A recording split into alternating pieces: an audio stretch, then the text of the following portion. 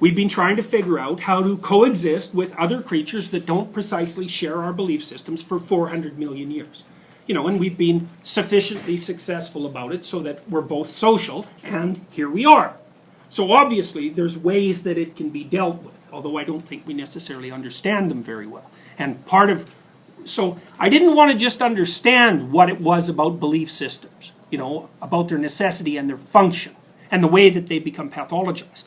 I wanted to figure out if there was also a pattern to the processes by which belief systems are modified and negotiated so that belief systems that have different structures can coexist in the same place peacefully.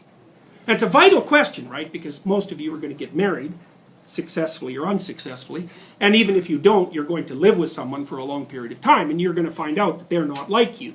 And that's extremely annoying. But, what are you going to do? You're either going to be a slave, or a tyrant, or you're going to negotiate. Because those are your options. And negotiation is extraordinarily difficult, right? Because you have to figure out what you want, and probably you won't even admit it. And second of all, you have to listen to your stupid partner telling you what they want, and then you have to try to figure out how you're going to make both of them possible. Well, slavery, tyranny, that's comparatively easy from a cognitive perspective compared to actually trying to figure out how you can be mutually satisfied in the same space. But you can do it. That's the thing. There is a process, and it's identifiable. So I want to talk to you about belief systems and their psychological significance, what they're like, what function they perform, but I also want to talk to you about how they transform. Because they do, right? They change, especially with humans. So they can change. That means they can modify. And that means, at least in principle, that we could have a dialogue. Now, dialogues, that's rough, but the alternative is war, right? And that's partly why you're supposed to listen to your enemy.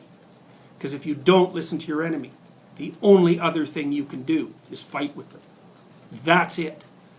You talked about how belief systems often can modify so they can live close together. Isn't that what political correctness basically is? You mean it's the desire for that to happen? Yeah. Oh, I would say it's partly the desire for that to happen. The thing is, whenever I look at a political movement, especially an ideological movement, I think, okay, there's a bunch of things you're for, fine. What are you against? Because one of the things that people who adopt an ideological position like to presume is that all of the right is on their side. And that makes them very unconscious of their shadow, let's say, from a Jungian perspective. The Nazis had all sorts of positive reasons for what they were doing. But, the negative reasons were there too, and you could easily make it a case that the negative reasons were really the reasons. And when I look at ideologues, I always think, yeah, that's what you're for, sure. But A, I don't believe all the good people are on your side. And B, I know that negative motivations are more powerful than positive ones. So you say you're for things, but you're against them too. So let's start with that. So I started thinking about this after I'd read George Orwell. I love George Orwell, by the way. How many of you know who George Orwell is? Wow, really? That's impressive. How many don't? Okay, well that's good. That's amazing. How the hell did you learn about George Orwell? Is it 1984 fundamentally, or Animal Farm? Animal Farm. Okay, well that's good, because George Orwell, man, I tell you, George Orwell was the first Western intellectual who figured out what the hell was going on in the Soviet Union. And he did that in the mid-40s, early. It was complicated because we sort of knew what was happening in the 20s and the 30s.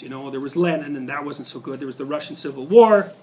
There was the idea of universal communism. That wasn't such a good idea, for as far as people who didn't want to be communist were concerned. And then there was what happened in the Ukraine in the 1930s. So it was like, the evidence was starting to pile up. But unfortunately, what happened was the Spanish Civil War, and the lefties were pretty much the good guys in the Spanish Civil War, right? It was like a microcosm of the Second World War. The lefties were fighting the fascists. And some of the lefties were communists, but a lot of them were also people who were, I think, genuinely fighting for freedom. And a lot of North American literary figures went to Spain to fight on the side of the, against the fascists. And so fair enough, the fascists were obviously,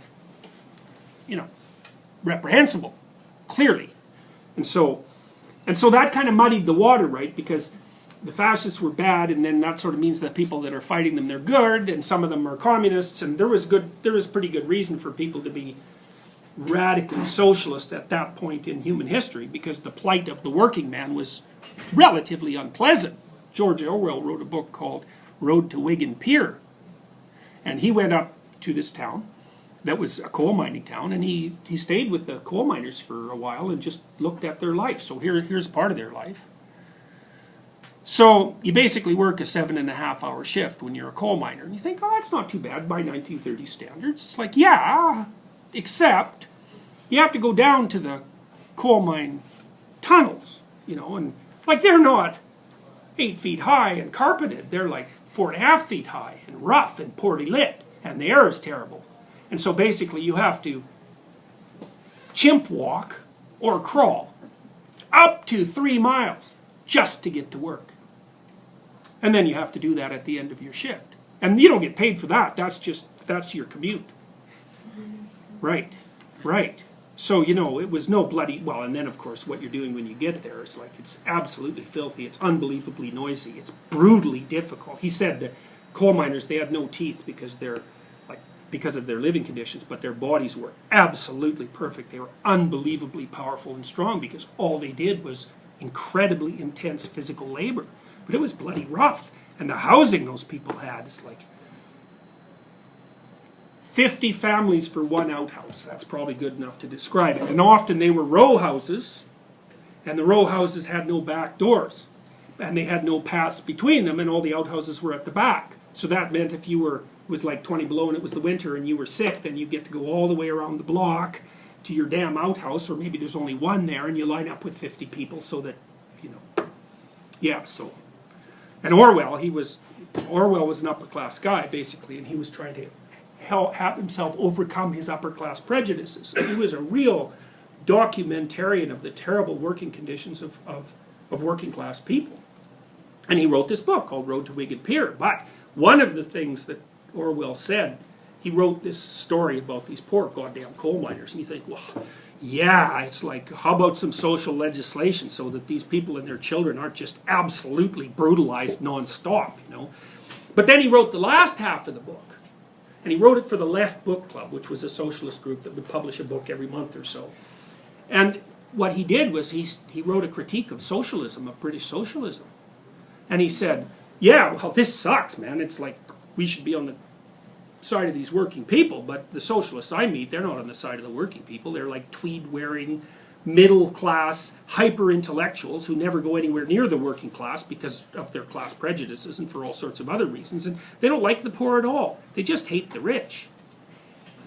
And I thought, I had been a member of the NDP for a long time at that point. There was always something a little off about it, especially the more radical end. I thought, what's with you guys? Like, it doesn't look like benevolence as far as I can tell. There's a lot of whining and complaining and resentment. It's like, what's that about?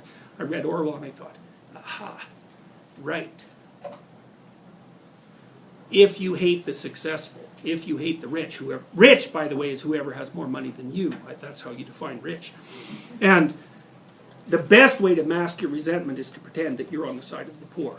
And I read that and I thought, that's exactly right. And then that's part of also what made me psychoanalytically oriented. Because one thing psychoanalysts always do, always, is if you say here's how I'm positively predisposed, the psychoanalyst says, how are you using that to mask something easy and malevolent that you're doing? And that's a very, very useful question. It's not always correct, right? But it's correct a lot more than people generally like to think. It's like the mother or the witch in Hansel and Gretel. You know the story, right? This guy gets married. He's got a couple of kids. His new wife doesn't really like the kids.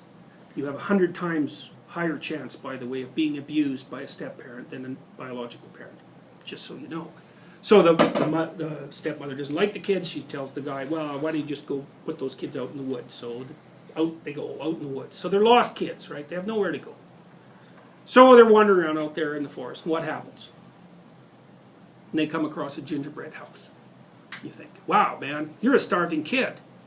Gingerbread house. That's good news, right? Not only is it a house, but it's made out of candy. How could anything possibly be any better? So in they go. Well, and then there's this grandmotherly type in there, and you know, she starts to fatten them up, and she puts, I think it's Hansel in a cage, and she gets Gretel after a while to basically work as their scullery maid, and it becomes quite obvious to the children that she's actually fattening them up so that she can put them in the oven and eat them. And so I think what Hansel does is, I think Gretel gives him this like bone from some animal, and the old witch is half blind, and every time she reaches in to sort of feel his leg, he gives her the bone, and so like she's just not all that interested in eating him. And anyways, the kids end up pushing her in the oven and closing it and getting the hell out of there. So, you know, it's a happy ending as far as fairy tales go. But it's an Oedipal story, right? It's a classic story about an Oedipal family. Be bloody wary of people who do too much for you. Right. It's like if you have a mother, or any other relative for that matter, who's fattening you up on mercy and candy, the probability that her basic goal is to eat you enough so that you never leave, the probability is extraordinarily high.